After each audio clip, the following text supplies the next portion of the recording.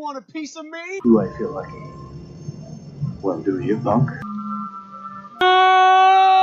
morning, Vietnam! I love the smell of napalm in the morning. You're gonna need a bigger boat. I feel the need for speed. I wish I knew how to quit you. Love means never having to say you're sorry. You do. You'll shoot your eye out, kid. What up, film fans? Happy Tuesday. Welcome to episode 397. Welcome to Michael. You're listening to another new episode of the Cine-Men Movie Podcast. I'm one of your hosts, Juan, and I'm joined by the other crew, the other cast, the other host, Zach. Hey, what's going on, everybody in podcast land? Everyone having a good week so far? Man, I hope they have. It's been a good week for us, and man, the month of May has officially started today with Michael. Zach, we're almost halfway done with the year. We're almost halfway done with the year, but guys, summer movie season is upon us. The Devil Wears Prada 2 just came out this weekend. We got Mortal Kombat 2 coming out this weekend, and much, much more. I'm sure you saw, like the rest of the world, I sent you the new trailer for the Odyssey, and let's just go ahead and give it Best Picture. Like I said in the text, no one's going to be pissed off about that. Well, I'm not. I didn't see the trailer. I kind of want to be. You want to wait for the trailer release? I want to wait. So I want to wait for that. There is some new movies that I see. See, I like this yin and yang that we've developed over the past several years because Zach is front and line center when movies come out to the theaters on Friday. I'm front and line center to get them when they come release on Tuesdays on Blu-ray. So it's kind of like we're kind of, and I'll watch anything. Zach, I'm not going to say he's prude, but you have that, you really pay attention to what you want to spend your time with. I'm more delicate with what I'm going to watch. And I don't mean that to say like I'm a snob or anything. It's like, look, if something is going to be like 2% on Rotten Tomatoes, I'm not going to waste my time with that. Like Dark Crimes with Jim Carrey. I have seen that, actually, believe it or not. So if you guys are joining us, we're in for a fun episode, and we're in for a buckle up. This is going to be a jam-packed episode from here on out. For the rest of the year, we are craving, and it's back. We are diving into a top 5 for the next several weeks, and that kicks us off today with our top 5 music biopics. A little bit later on in today's episode. If you guys did not join us last week we had a very fun conversation with a very special guest. Last week we talked all about Kill Bill Volume 1. Go back and listen to that episode wherever you listen to podcasts at. Facebook.com/The Cine-Men Movie Podcast. Instagram, one word, The Cine-Men Movie Podcast. X is Cinnamon405. Or you can send us an email at cinnamon921@gmail.com. We're everywhere. Listen to us wherever you listen to podcasts at. iHeartRadio, Pandora, Amazon Music, TuneIn, Stitcher, Spotify, Apple Podcasts by way of the Prescribed Films Network, or if you're watching us live on Facebook or Emo Sawa Productions YouTube channel, which is where we're live at now. Zach, it's been a fun week. Last week we had a fun conversation all about Kill Bill Volume 1. Michael almost did not come into fruition, but we're talking about Michael today. But before we get started, let's dig in and let's start off with some recent watches or recommendations. Zach, do you have anything that what'd you go see at the theater this week? So yeah, I need to go back, rewind to last week because I actually forgot I went to the theater a couple times and forgot to mention some things. So The Christophers, which is a new Ian McKellen movie, a very limited release. It was only in the theater for a week. It was very artsy, you go for the performances more than anything than the story. Ian McKellen was great in it. Proves that, Magneto and Gandalf is damn near 100 years old. He can still act his butt off. It's awesome. Lauren, the new Lauren Michaels documentary from Morgan Neville. Loved it, man. I know you're an SNL fan. I know you thoroughly enjoyed Saturday Night. That came out a few years ago. It does a very great combination of talking about Lauren Michaels, but also like his influence on SNL and how Saturday Night Live has become like this cultural phenomenon here in America. Has a lot of great interviews. I think it hits Blu-ray here in a couple weeks in June. So that's, I think, one worthy to pick up, and I'm sure it'll be on Peacock later. It's from the same director from Won't You Be My Neighbor, the Mr. Rogers documentary. So That's right. absolutely. I was the only one in that theater, by the way, so it was a great experience. Checked out Michael Normal, the new Bob Odenkirk action movie. You know, it is what it is. Why? Why are they? Why do they? Are they just trying to catch lightning in a bottle? I haven't seen Nobody 2, but the first Nobody, I know people like exactly. Yeah. And they're just trying to put Odenkirk on this like pedestal, and I'm like, why? I like Odenkirk. I think I like him better in, you know, the Breaking Bad universe, but, you know, him trying to be the middle-aged John Wick, you know, I don't know if we need to keep doing that. This really great independent movie called Fuse. It's with Aaron Taylor Johnson and Theo James and Sam Worthington. Really, really, it's like an hour and 40 minutes. It's a really great twisty, turny type film about this. Essentially, they find this World War II bomb in like a construction site in the middle of London. Juxtapose this crew of bank robbers who's trying to rob a bank as they're trying to defuse the bomb.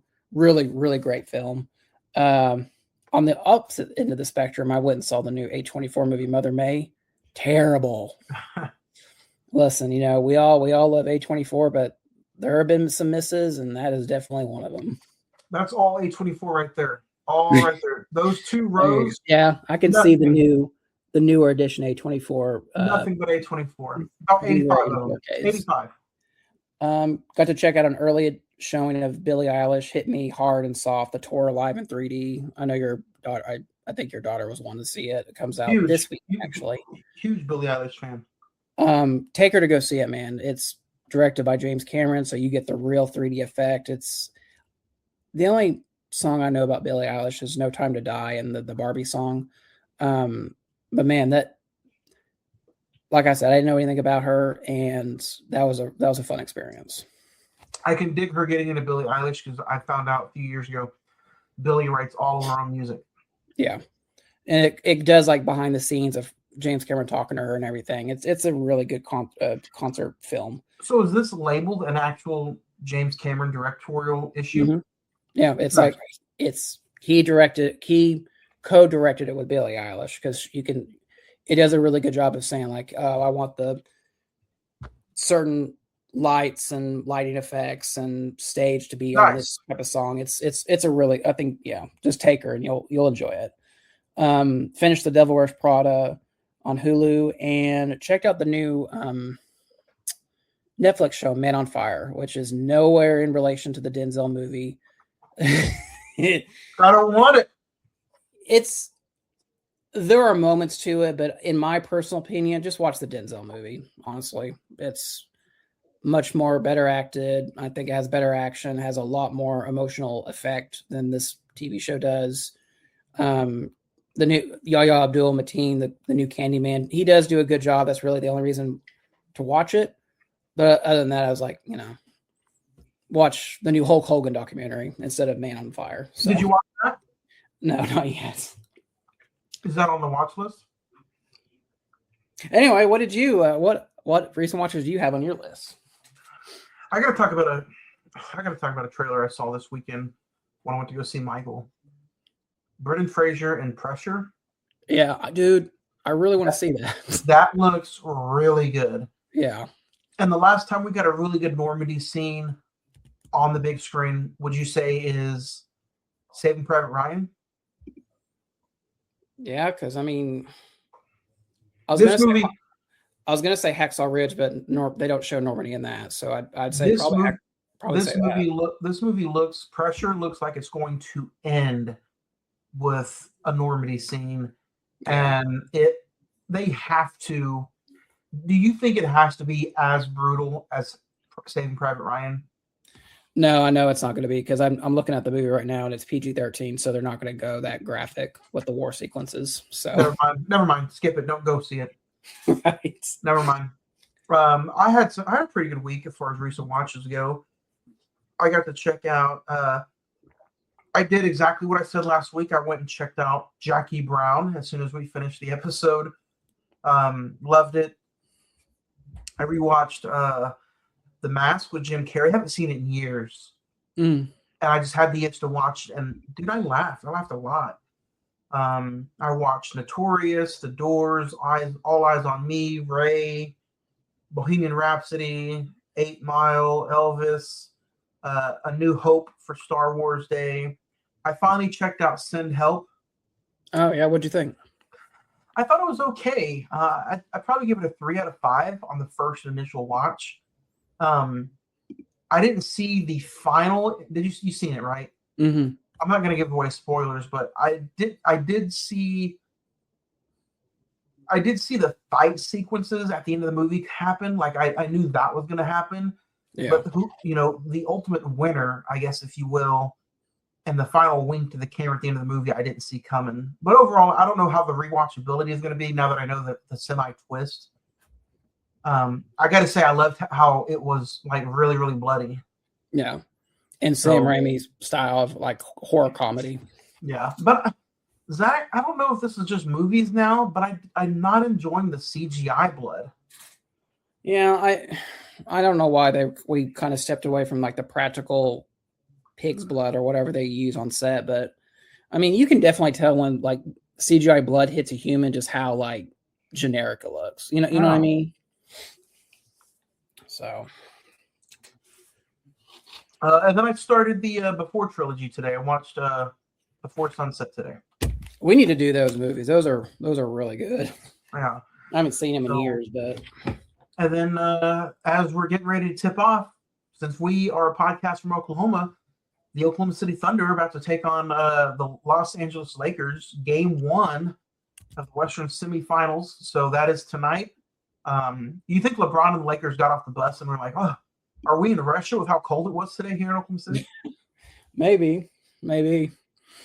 Because I had to leave my building and go at work. I was like, oh, damn, it was like 70 degrees yesterday. What happened? Yeah. It was like 90 yesterday, which is weird.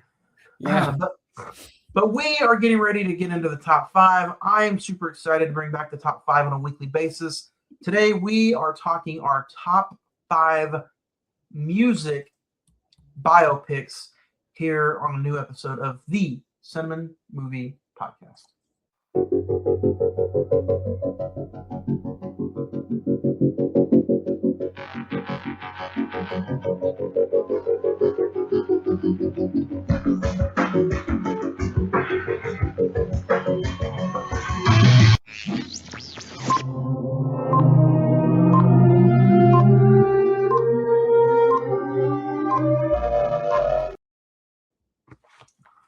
Zach, I'm glad we're bringing the top 5 back. This gives me some extra homework to do throughout the week before we talk about the subject matter of the movie. Yeah, it's always good to go back to these because it's, sometimes we have to take a break from them because we got to figure out some new ideas. So, but we got a good one for you today. Since we're talking about Michael, we're going to do our top 5 musical biopics. I don't have any honorable mentions. If I had an honorable mention, I know this is kind of cliche, but honestly, go check out Michael. It's in theaters, and we'll get into it a little bit later on why. But that's the only honorable mention I'm probably going to have. Also, Bohemian Rhapsody. I'm going to go, just because I've seen the movie once and I haven't seen it since we did it on the show, Selena. So. Nice. Zach, you want to start with number 5? Yeah.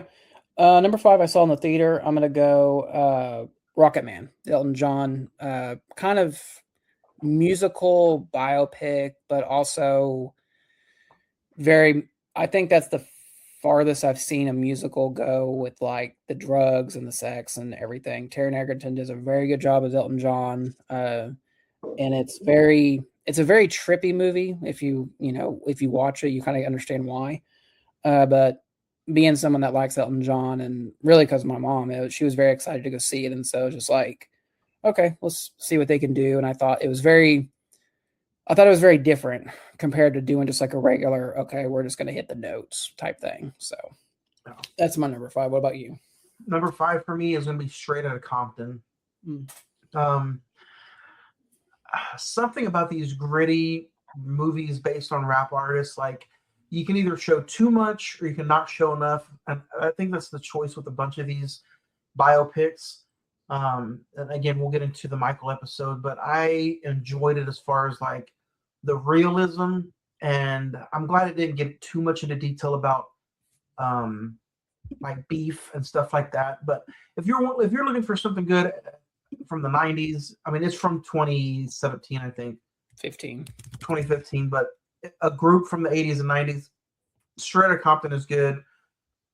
I don't see how O'Shea Jackson Jr. didn't at least get like an Oscar nom for that movie because he Mhm. was phenomenal playing his dad. So that's Yeah. my number 5. Number 4, I'm not going to spend too much time on it because we did an episode on it 2 years ago. Elvis, Austin Butler, Tom Hanks.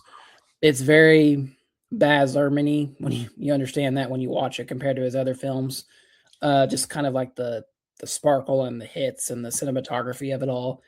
But I mean, I think it really put Austin Butler on the map as an actor to watch out for. And I thoroughly enjoy. I don't love Tom Hanks. I don't know if we need to do the whole prosthetic thing. It is what it is. But I'll go with you.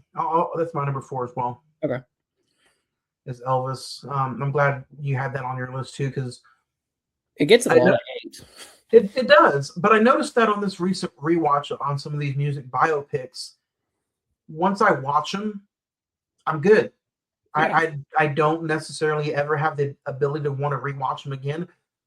Can I be honest with you? That's why Bohemian Rhapsody was on the honorable mention list, and I almost didn't even put it up anywhere at all because the overplay of Freddie Mercury and Rami Malek, the whole prosthetic thing, stupid. Yeah.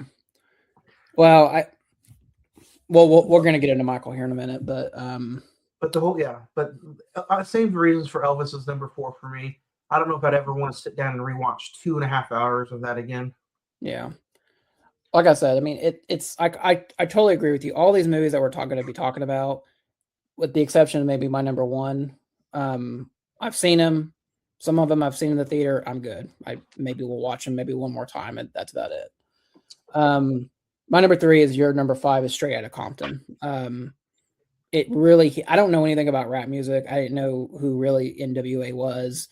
I totally agree with you. I'm going to go a step further. I thought that Corey Hawkins and Jason Mitchell should have been nominated as well as Dr. Dre and Eazy-E. They were, though, that trio is what really made the movie. And plus Paul Giamatti was in there for a couple scenes, and it's. Oh yeah. I'm surprised that's on your list. I didn't think you had liked that. Yeah, it was in my top 10 of 2015. It was like lower down just because of but I'm gonna actually go on the opposite end of the spectrum on this. Is like I'm kind of glad they showed a little bit more of the beef and just like what that lifestyle was like back in the late 80s, early 90s, because it really enforced of like why these friends came together and created this rap group. And so it's also lingered all the way up until now with them spreading Dr. Dre and Ice Cube doing their own thing. So I didn't have these in my honorable mention, but I probably should have mentioned them. And that's All Eyes on Me, the Tupac Story, and Notorious. Mm-hmm. Those are good ones too. My number 3 is going to be The Doors. Val Kilmer, Meg Ryan. This movie is a trip, honestly. And if it's a 2-hour flick, but it feels 2.5 hours at some points.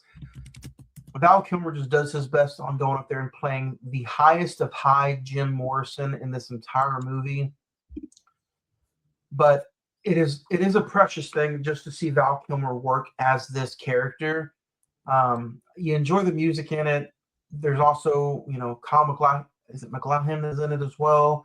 Michael Madsen. Meg Ryan does a really good job. Directed by Oliver Stone. I don't know when the last time we talked to Oliver Stone was, but if you haven't seen it, I highly recommend go out there and check out The Doors. This is the movie that should have got Val Kilmer an Oscar. But I think he was also maybe a little too wild out there as far as like the Oscar, the bunches like he was too Jim Morrison, if that makes sense. Yeah. So that's my number 3, The Doors. My number 2 is going to be Ray, the Jamie Foxx Ray Charles movie. Saw that in the theater, and that's a movie like we talk about how we're glad some of these movies don't go so far into it. It's 2.5 hours. It's actually streaming on Netflix right now, which if you haven't seen it, go check it out. Just how deep they go with the drug use that Ray Charles does it's insane. Like, luckily that man lived to be as old as he got was insane. But I mean, I don't care who was nominated that year. Jamie Foxx is going to win it. I mean, that is a true tour de force performance. He Funny became thing Ray. enough, huh?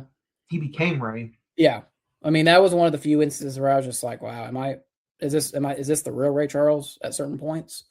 Funny enough, my mom wouldn't let me watch that forever just because of the drug depiction of it is just so strong. And how he became blind as a child is just heartbreakingly tragic. When Jamie Foxx is in the Gold Digger song by Kanye West, he sounds like Ray Charles. He does. It's like, did Kanye West do this with Ray Charles? Yeah. Well, it's also like I always thought it was just experts from Ray Charles, that song, but it's actually Jamie Foxx doing the voice, and that's cool. So yeah, that's my number 2. What about you? My number 2 is going to be 8 Mile. I know it's not necessarily a biopic based on Eminem playing Eminem, but we can guess who he's really playing. I mean, it's very autobiographical. And it's my first time watching it in years, and I sat back and I watched it, and dude, Eminem's performance was top notch. Anthony Mackie's in it. Mekhi Phifer, Brittany Murphy, Kim Basinger, Michael Shannon is in this movie. You enjoy the music, you enjoy the scenes, the banter back and forth. There's comedical relief in it. I enjoy this movie up and down the entire time. I could not take my eyes off the screen. I don't know if it's streaming on anything, but 8 Mile is and was a definitely really good rewatch, and highly recommend it. Yeah, you can actually watch it for free on YouTube right now, so that's cool. Yeah, that's my number 2. And what also, don't forget, this is ironically enough, Eminem won an Oscar for Lose Yourself. So and then he didn't think he was going to win, so he didn't go. And then like 20 years later, he got to perform the song at one of the Oscars. So that's cool. Did he? Mm-hmm. I think it was like an opening number or something like that. I need to watch that. Yeah. What's your number 1?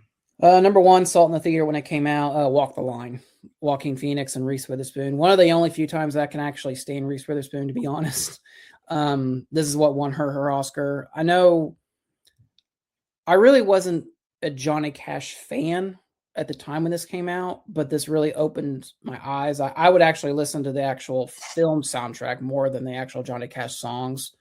But it's a great movie, two very good, actually very awesome Oscar-worthy performances, obviously, with Reese Witherspoon. It's a James Mangold film, who did Logan and Ford versus Ferrari, so I think there's that quality to it.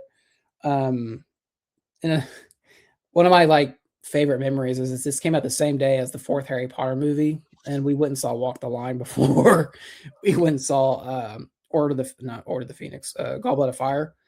And yeah, it was a great experience and my favorite biopic. What about you? I thought you were going to say Walk Hard, the Dewey Cox story. No. Well, guess what my number 1 is? No. It's going to be Selena. We talked about it a few years ago. Jennifer Lopez is great as Selena. Edward James Olmos. Anytime he's in a movie, I have to go see it, or I did go see it. There's a few more movies that he's in that's just top notch for me. See, we are the perfect yin and yang. That was my honorable mention. You're going to finish it off as your number 1. That was anytime I watch that movie, I get teary-eyed. I love the performances. I still get caught up in all the storytelling of that movie. I love Jennifer Lopez as Selena. Love the soundtrack. Selena herself was fantastic. Music is always amazing. So anytime I watch that, it's very special, very, very memorable movie for me. So number 1 is Selena. Nice. So, yeah. But Zach, other than that, man, we are getting ready to get into Michael. But before we get into it, everybody watching and listening, take a quick look at some of our famous and fun posters throughout the year. All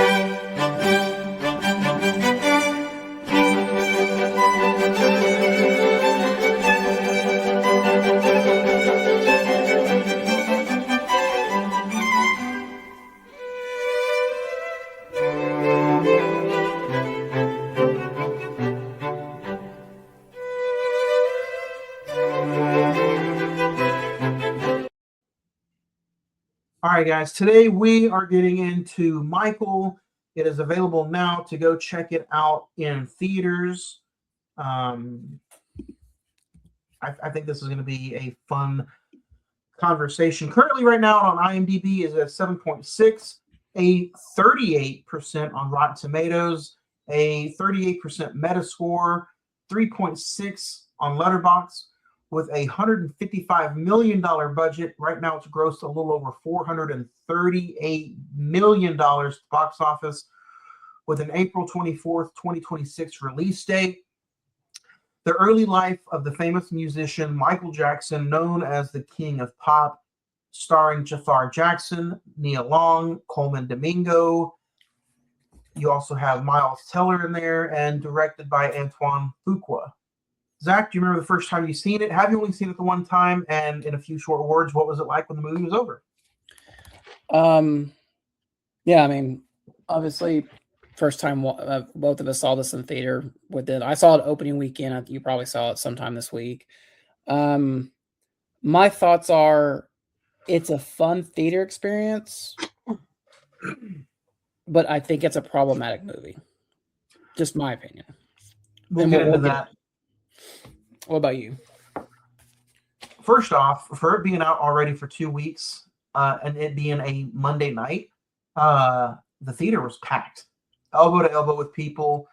If I had to say, what it was like as soon as the movie was over, I'm gonna say it hit me better than expected. Not gonna lie. Yeah. Okay. Did you have like a? I had low expectations for this movie. Okay. Yeah, because the family funded it. And of course we're getting to spoiler territory, but if you don't know Michael Jackson's career, then go watch like an OETA documentary or something. But first off, we're at 28 minutes in the episode, so highly spoiler territory here. Go check it out in theaters. Part 2 is obviously going to happen, so there's that. But yeah, I had very low expectations for this. And one thing that you see throughout these music biopics is I was hoping, which this movie did a very good job at not showing any and everything that happened to Michael Jackson. Yeah. And so I'm sitting here like, I'm not wanting to see what kind of toothpaste he used when he was 5. I'm not wanting to see the way him and LaToya fought every single second. And so I'm glad that this movie was 2 hours, but also on the backside, if you wanted an in-depth biopic, that's a negative because this movie is only 2 hours. So with the family supporting this movie and funding the entire thing, you didn't get any Janet Jackson stuff, which she didn't want anything to do with the movie at all. So that's fine. We don't need it. This isn't her story. You got sprinkles of LaToya in there, which is fine. Again, not her story. Yeah. I liked how the other Jacksons were put into the movie, but it wasn't solely about them. You didn't get any character development really with them, which I applaud heavily. Because again, it's not their story. Yeah. And I gotta tell you, this movie is a tale of 2 performances in the entire thing. No. What you're about to say, Jafar Jackson and Coleman Domingo, yes, to me, that's the highlight of the movie. Just seeing those two, that's the reason to go see this movie. Coleman Domingo, I mean, give him the nomination right now. Yeah, I mean, he's gonna be in Disclosure Day here. Spielberg's movie here in a couple of weeks, so I'm excited to see what Coleman Domingo. I feel like he's really been on a streak lately. He's been passed over too. Yeah, definitely passed over. And then I haven't seen the A24 movie Sing Sing, which he got nominated for, but I'm sure you have it back there on that second shelf. No. But I've heard he's incredible in that. I want to ask you, the Jafar, the fact that we actually got Michael Jackson's actual nephew to play him, I don't think anyone else could do it. I'm going to be completely honest. I mean, he is perfect. He got the mannerisms, the voice. But my question is, and I heard I was listening to another podcast about it. Do you think this is a great performance, or do you think this is a great impersonation of Michael Jackson? I think it's a great performance because there's scenes that we never got to see Michael Jackson do when he's up on stage. Okay, you can say that's a great impersonation. Yeah. But when he's there with the monkey, when he's there talking a little toy with the snake, when he's face to face with his dad, talking about how he wants to do stuff on his own, dude, he held it up with Coleman Domingo. Yeah. They went one-on-one, and he nailed it. At one point, I wasn't even thinking about, oh, this is Michael Jackson talking to his dad. No, these are two actors who are having some serious dialogue going back and forth. And this kid who I've never seen is holding his own against Coleman Domingo. Yeah. No, I'll agree with you with that, because like I kind of had the impression that I was just like, oh, this is a really great impersonation. I mean, he got his uncle down to the nines, but is it a good performance? I agree with you. Outside the musical sequences, like, I mean, when they do Thriller and he spins around and starts singing, I mean, he doesn't look like Michael in that scene. And he didn't need to look like him from head to toe. No, he didn't have to look exactly like Michael. We know who he's playing. Yeah, that's true. But like when the scene where Coleman or Joe Jackson gets fired by the from a fax, and Michael confronts Michael about that in the kitchen. That was the scene that if they get nominated, that's the scene that they should play at the Oscars, because that's what really got the movie going on the dramatic pieces. Or how about the scene where he catches Michael in his room alone? Yeah. That's another good scene where you're like, dude, and I'm not joking, but Coleman Domingo as Joe Jackson with the makeup, the hair, he looked terrifying in certain parts. Oh yeah, when he started, like, when Michael's when Michael's young, and that little kid who plays young Michael, was like, damn, that's like, I don't know where they found him, but that's incredible. He did good too.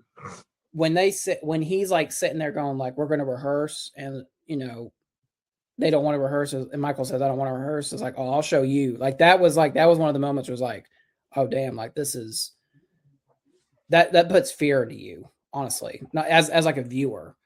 And even I don't know much about Joe Jackson but what I've heard about him, he's actually way worse than actually he's depicted in the movie than what he was in real life. But I kind of agree with you that you don't need to show that. You can have that sequence and just say, you can depict him as being the ruler of this family. Yeah. And there are no ins or outs until Michael decides enough is enough. And one being seen about how much of a ruler he is, if you will, is the scene where they're at the dinner table and he's like, do you guys want to work at a meal for the rest of your life? Mm-hmm. And, he's like, 'cause I damn sure don't. Yeah. And the way Michael is between him and his mom. And Nia Long, don't get me wrong, Nia Long did a very good job in this movie as well. I know she's only in it for a little bit as the mom, but she's so comforting and warming. And she plays Michael's mom. I don't know anything about her, his real life mom, but she just has that comforting feeling like a mom should in this movie. Yeah. I'm not too disappointed, but they didn't put anywhere in the movie where at least give me a 3-minute motion of him, whether he's auditioning or having something to do with Diana Ross when it comes to The Wiz. That was, I think that was after No, that was in 1978. So yeah, I'm surprised they didn't cover that, honestly. Because this movie went from 68 to 88. Yeah. So 20 years. About 20 years of his life. And I think that's my, which is fine. That's the criticism but that's the criticism I have about the movie. And that's like the basic flaw of biopics is that, yeah, you're going in knowing that it's about Michael Jackson. If you're a Michael Jackson fan, you're going to like this. I had several coworkers at my job. They went and saw it. They loved it. Yeah. They had no complaints about it. They want to go see it again. So, but it sounds like you're about to critique it as not a Michael Jackson fan, and you want a little bit more. You want a little bit more grit to it. Yeah, I'm critiquing it as a film fan. I like my favorite song on Michael Jackson is "Beat It," and that's. I mean, I know the other songs, but that's the one. Like, if I want to hear one, that's the one I'm going to play. And that the "Beat It" sequence is pretty good in this movie. Yeah, and so is really good. Yeah. But what I was going to say was my main criticism of the movie. It's very typical biopic formula, cookie cutter of like, okay, we got to hit all the big notes. We got to hit the Jackson 5. We got to hit Quincy Jones and Off the Wall album. We got to talk about Thriller, the Pepsi commercial, and we're going to end on bad. And when the last scene of the film is like his story continues, it was just so out of left field.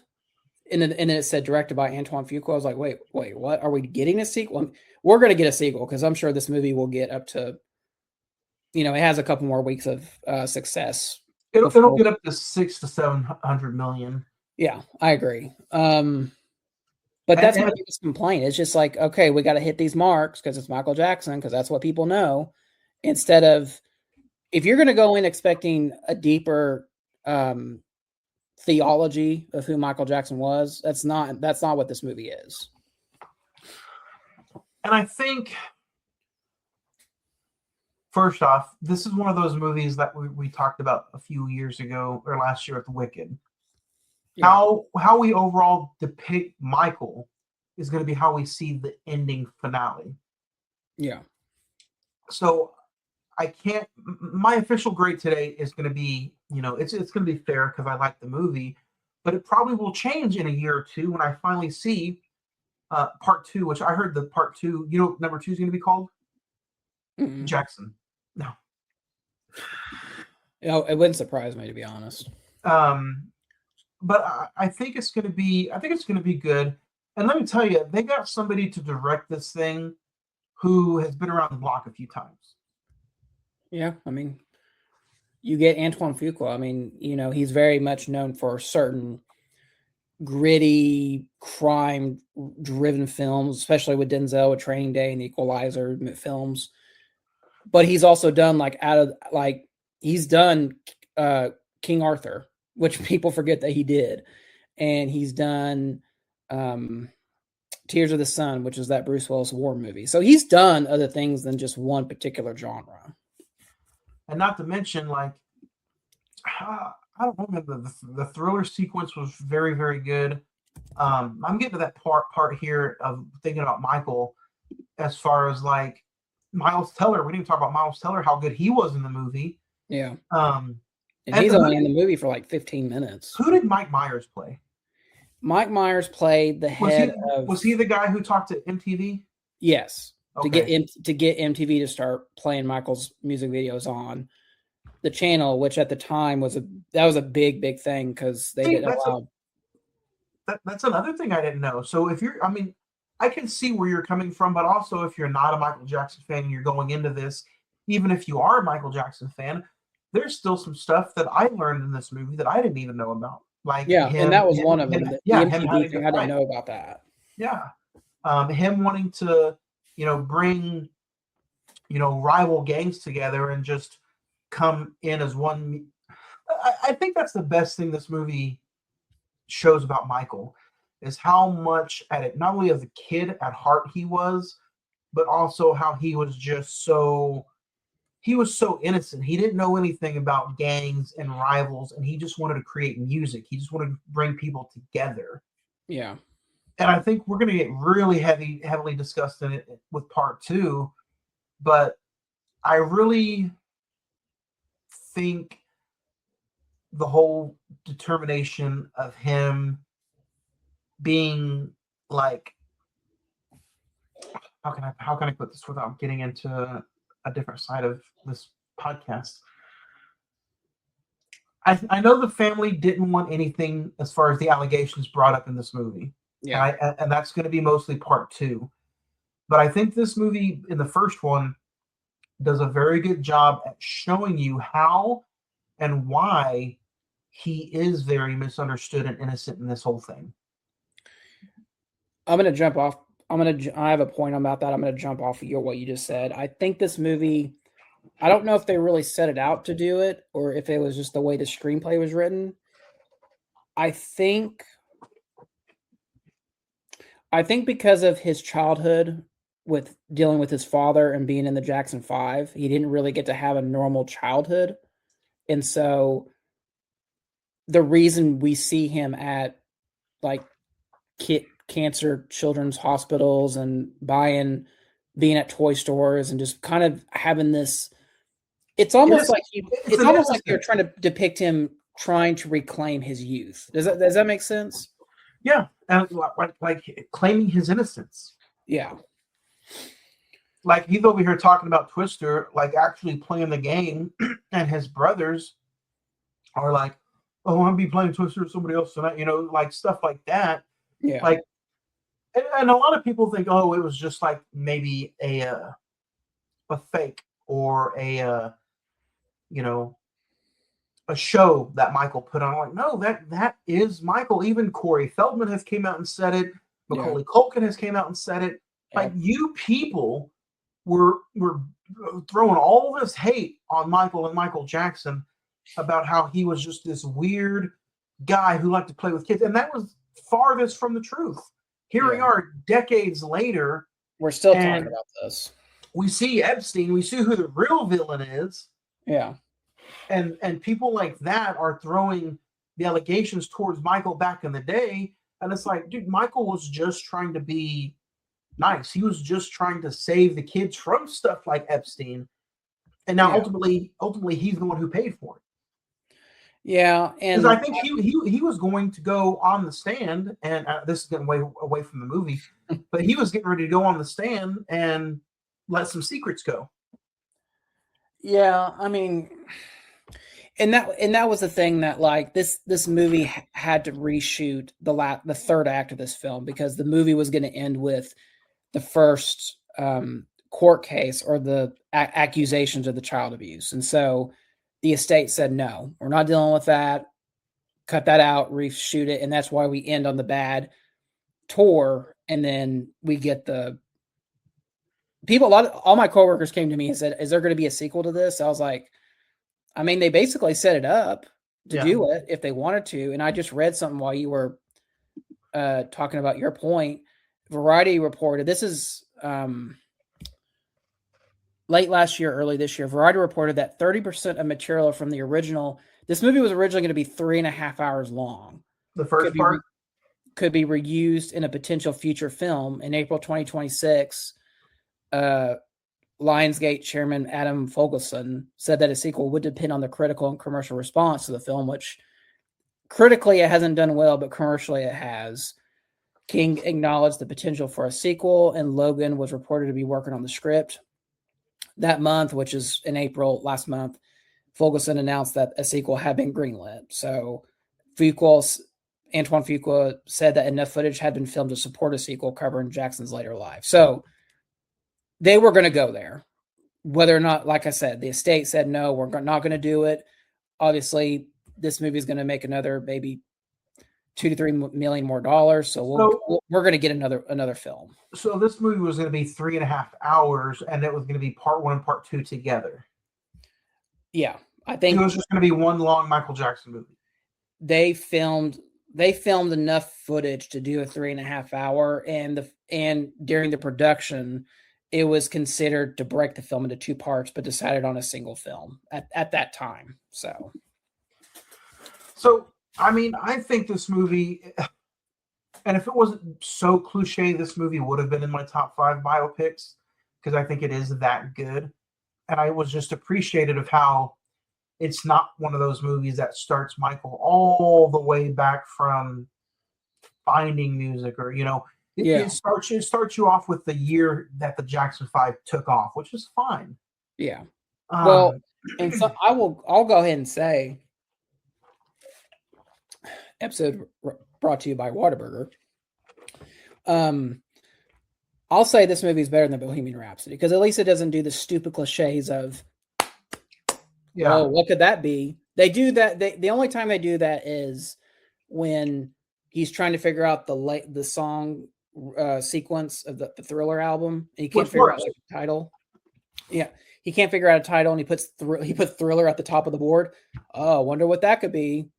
That was the only. Okay, we're really gonna like spoon feed the audience on that. But like I said, that one worked. Yeah. The Bohemian Rhapsody where they're writing or making the sound to "We Will Rock You" is like, oh, this is. Oh, when I rewatched that this week, dude, it was almost like, is this unwatchable? Yeah. I went all the way down to a 2.5. Yeah, I haven't seen it since we reviewed the episode, since we did that episode. That's like 6 years ago. Yeah, I can't believe Rami Malek still won the Oscar for that. Yeah, and that was going to be my other question. Do you think it's fair to hinge a performance on, like, I think we talked about that in the episode. Like, Rami Malek can't duplicate Freddie Mercury's voice, and so they had to lip sync that. Do you think it's fair to hinge a performance on that? Because, like, I'm sure Jafar Jackson could get the normal voice down, whether or not he can do the actual singing. I'm sure there were times where they lip synced. I don't know if that question was brought to me this week. I don't know if he actually did sing some of it, or if he lip synced. Mm-hmm. But I don't think that should matter, because honestly, when he was up on stage as Michael, that's when I'm like sitting back and I could almost watch that without music, because I want to see him in the character as he's going rhythm and dancing. Yeah. I mean, there have been a lot of, at least maybe on social media, but YouTube footage of like, okay, let's do a comparison of the movie compared to like the real music video. The Thriller, I mean, that is like spot on. Yeah, it's kind of incredible. Even in like some of the posters that I made here for the episode, like, you can tell, looking at it from afar, he looks really good in every scene he's in. Yeah. Like I said, the only one that was kind of like, oh no, that's not him, was the Thriller one when he starts singing. Other than that, and then I think the Billie Jean when he's singing on the one of the concert tours. I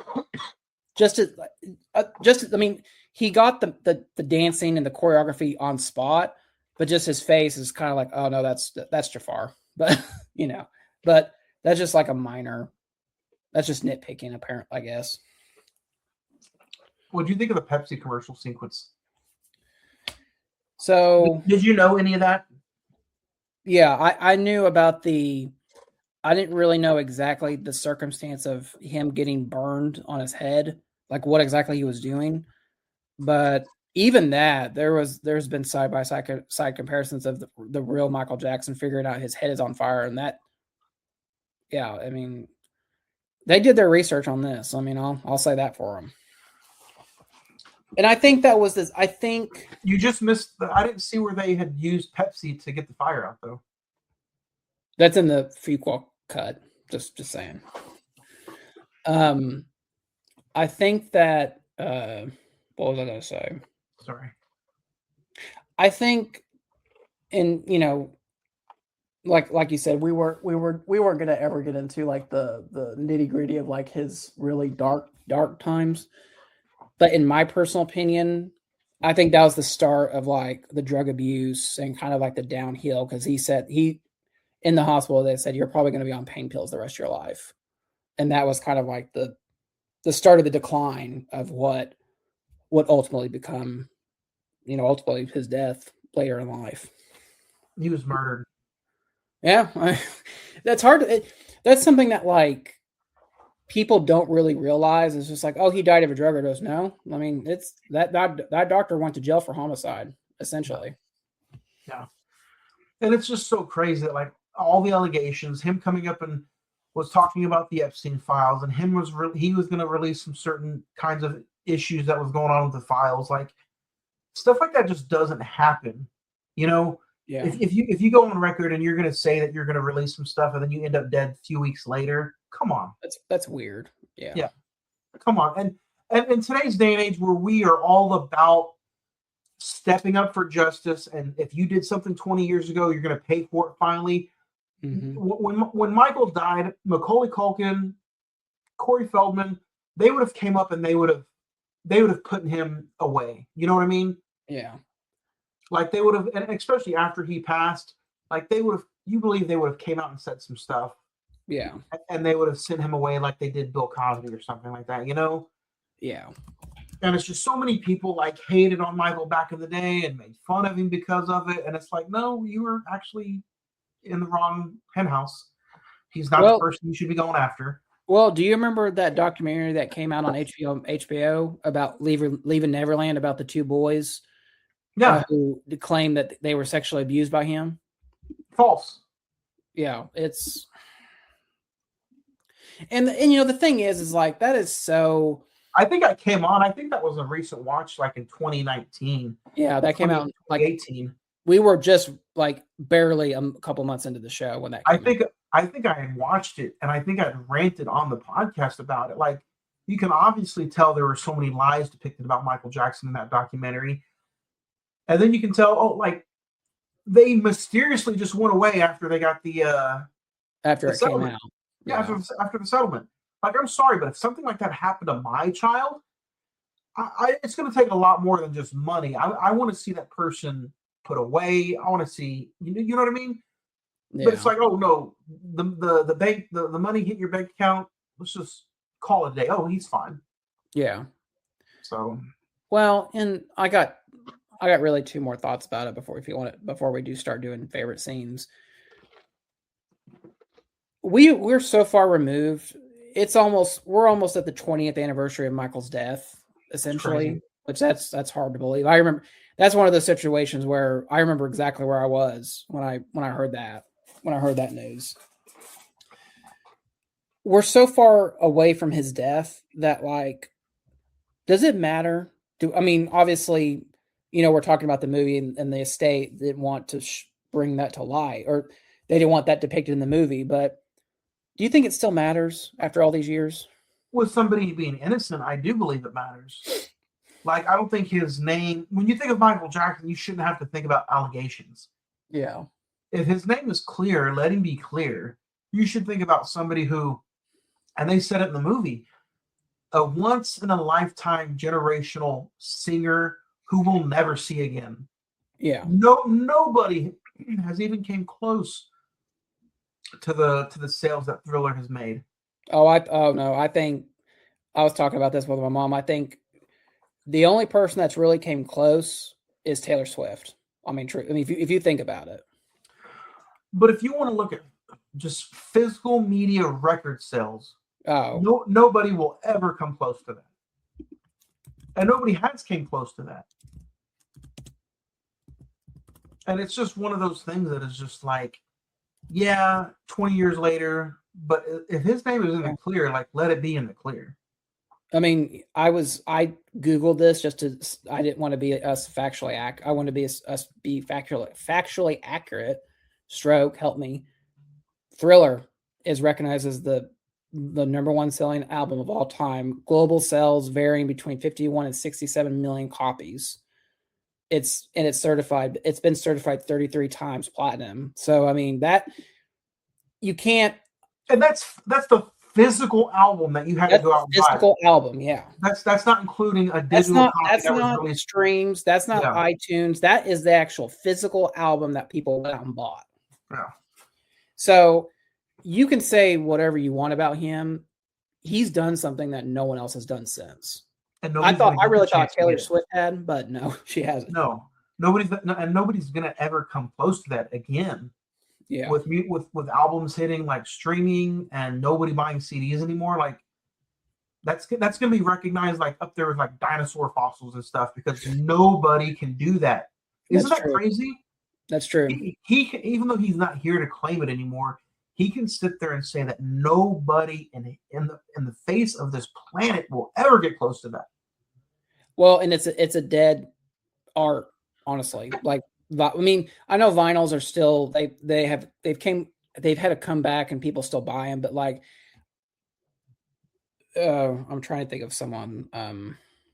Taylor Swift. Yeah, Taylor Swift releases a brand new album. Yeah, it's going to make money. It's going to do well, but it ain't going to never get to that.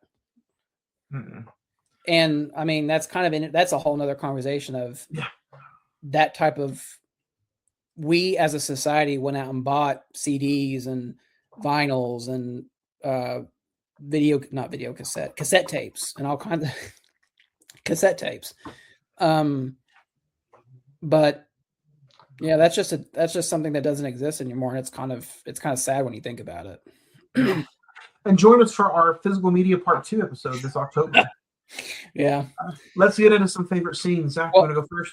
I just have one more thing to talk about, and then we'll do favorite scenes. Is something was brought up to me as just like maybe I think me and my mom were talking about it. Is like obviously generational wise we're different. My mom's generation knows Michael Jackson. That's from this movie. The huge iconic superstar, the Thriller, the Beat It, the Jackson 5, Motown, everything that the positives of this movie is what they know. Our generation, we grew up with the controversial Michael. Don't say that. Don't say that to me. But I mean, it's true though, man. I had my recent watches either last week or this week, and one of my recent watches was Free Willy. It was the very first time that I had ever heard Michael Jackson or Michael Jackson song, Will You Be There or You'll Be There, theme song for Free Willy. And it made me think of like a 3-year-old kid who heard Michael Jackson for the first time. And true, I didn't get the Michael Jackson that your mom or my grandparents might have had. Yeah. But he was still like in my life at a very, very young age. The Super Bowl Michael Jackson, Michael Jackson, This Is It, which came out like in 07 or 08. So like I had very good memories of Michael Jackson, but I also choose not to let the bad memories that Entertainment Tonight or VH1 or MTV, that those TMZ media sites declared on me. Yeah. Because I was, even probably being young and naive and not knowing, I still chose not to believe because I was always the biggest person of you're innocent until proven guilty, right? Yeah. So that's why I had never ever believed any of the stuff about Michael Jackson. So even though it was always around me, when I worked at FYE from 07 to like 2012, I was working there when he died, and the phones went off the hook. Like people came in about album after album. They wanted every single documentary they could get their hands on. So I don't know, man. I was going to ask about that. I didn't know you were working there when he died. So it was just people came in looking for his stuff. People came in his section. We had all kinds of Michael Jackson stuff right there, and I think he died. It was pronounced between noon and 1 p.m. I think by the time we closed at 10, it was all sold out. Wow. Yeah. And I remember walking through Walmart after he died, and you know how when you get up to the registers, depending on which Walmart you go to now, they still do this. They have the magazine section. It was just row after row after like tribute magazines, People magazine, and just all kinds of Michael Jackson, tribute stuff. Yeah. So I haven't even seen This Is It, but it made me, after this weekend, it made me want to go out and see if I can find it anywhere. What about that? I know you're excited about that. We'll talk about that in a few weeks. I watched episode 4 yesterday, so it makes me want to watch to get ready. Empire Strikes Back. So favorite scene. Go ahead and what was some of your favorite scenes, or do you have a favorite scene? If I had to go and say, I loved all the music sequences. It made me feel like I was at a concert. So anytime he was up singing was good. I like the scene where they're in the dance room dancing before you get to the thriller scene. Mm-hmm. Him talking about people just coming together, being one for music and dance was really good. But the real thing that just stood out to me, and it still does, is when he goes up to his bed after watching a Charlie Chaplin movie, and his dad is in the bedroom holding Thriller. And that scene right there just made me feel so uncomfortable. And I felt so bad for Michael in that sequence. So that's probably going to be mine. What about you? I'm gonna go the Beat It sequence, Thriller. Obviously, those are probably the two biggest highlights of the film. The character-driven moments of when Joe gets the notification that he's been fired. That's a great sequence. The MTV. That was the only thing I was kind of like, okay, so we're just doing the Mike Myers biopic universe. That we're just gonna put him in every biopic now. And then honestly, him recovering from the Pepsi fire commercial, I thought Jafar Jackson did a very good job of depicting the pain and the struggle with that. Like I said, I like this movie better than Bohemian Rhapsody. You know, it probably is going to need a couple more viewings to kind of like certify like where it would be in my rankings. But as of right now, walking out, I guess we can hit grades if you want or star rating. I'm going to go with the 3 as of right now. I think 3 is kind of right in the middle. I think like I said, the biggest criticism, it's a very paint by numbers biopic, but I guess my question is, and go ahead and do your star rating. I'll ask this final question. So I think because it's a 2-part movie, just like we did Wicked Part 2, I don't know how this movie is going to hold up with another viewing and Part 2. But as I sit fresh from the theater watch, I'm going to give it a 3.5. Okay. Because I go in with low expectations, but I came out expectations exceeded a little bit more. Yeah. Exceeded plus more. I thought the musical sequences were amazing. It does make you feel like you're at a concert. You get everything and then some when it comes to Jafar Jackson and playing Michael. When it says introducing Jafar Jackson, you're like, this is his first movie. The kid knocked it out of the park. Yeah. Coleman Domingo was so good. And like I said, they're up there against each other for a few scenes, and they both hold their stand against each other. Yeah. I think Antoine Fuqua did very, very good. Some of the cinematography was amazing. Him standing on top of the taxi or the limo in New York City was really good. I would really like to see some behind the scenes about how they made him look inside of like the concerts and the stadiums, because some of those cinematography shots were really good as well. Yeah. And the score was good. So I'm going to give it a 3.5, man. I liked it, and I honestly can't wait for Part 2. Yeah. I think leaving our final thoughts on this, I think this is going to be a movie that.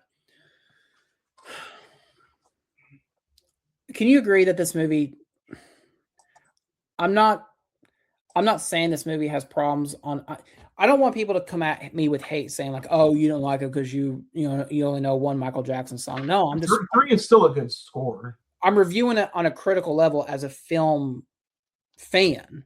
In my personal opinion, it just has some issues. I just don't want this to be like The Greatest Showman, where this movie can do no wrong. No, it's far from that. The 38% that I mentioned earlier is a critic score. Yeah, fan scores are like 97.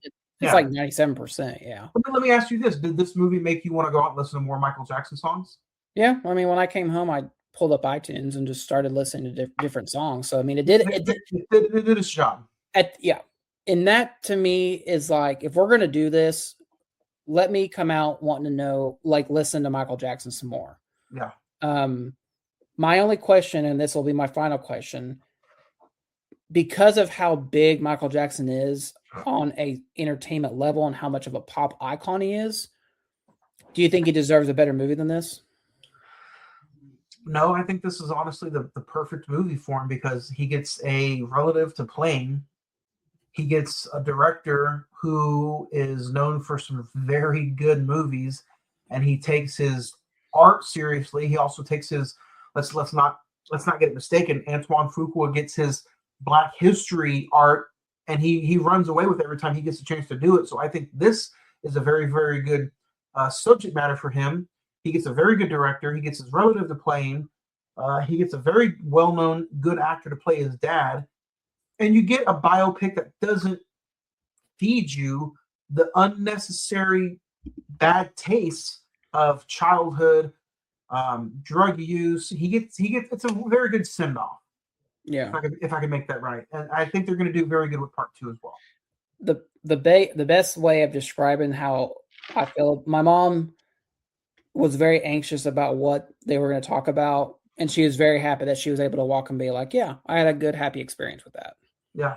So, but guys, Michael's in theaters right now. Go check it out. Listen to our show, listen to our episode if you haven't already.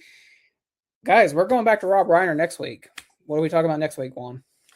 Next week is all about Stand By Me, Rob Reiner. We're talking our top 5 favorite Rob Reiner movies, all in a new episode next week on the Cine-Men Movie Podcast. First We're time all watch. really, that's going to be interesting. In a few weeks, we're going to be talking about Taxi Driver. That's the 3rd week in May, and we will be talking about our top 5 favorite Robert De Niro movies. And then we finish the month of May with Mandalorian, the Star Wars movie. We are ranking our top 5 Star Wars films. We've done this before, but some new Star Wars movies have came out, and this year, 2026, is like no other year. But next week we get back to our theme, our top 5 or our top 250 IMDb movies. We're going to see where this one stands on the list, whether it deserves to be higher, lower, or right where it's at. Same thing with Taxi Driver, IMDb's top 250. Star Wars, it should be a fun conversation. We'll see. You texted me and said that this is your most anticipated over the Odyssey, right? No. I'm going in with very low expectations. Yeah. And then we kicked June off with, right? The Terminator. The Terminator. So that's going to be a fun way to open up June. Zach, over the next few weeks, what are you most excited about? We got a lot coming up, guys. We got a lot of IMDb top 50s. We got a lot of theatrical releases. June is going to be packed. It's going to be a packed month. July is going to be a packed month. And then, we'll go ahead and spoil it. We're opening August with Spider-Man. So it's going to be a fun summer with a lot of different conversations and different genres. Yeah. So I can't wait. Next week should be fun, filled with the top 5 Rob Reiner films and a fun conversation all about Stand By Me. But for right now, go check out Michael. It's in theaters before they pull it because there's a lot of new movies coming out this week. I hope to see you guys next week. Can't wait to talk new movies with you when we talk Stand By Me on a brand new episode of the Cine-Men Movie Podcast. See ya.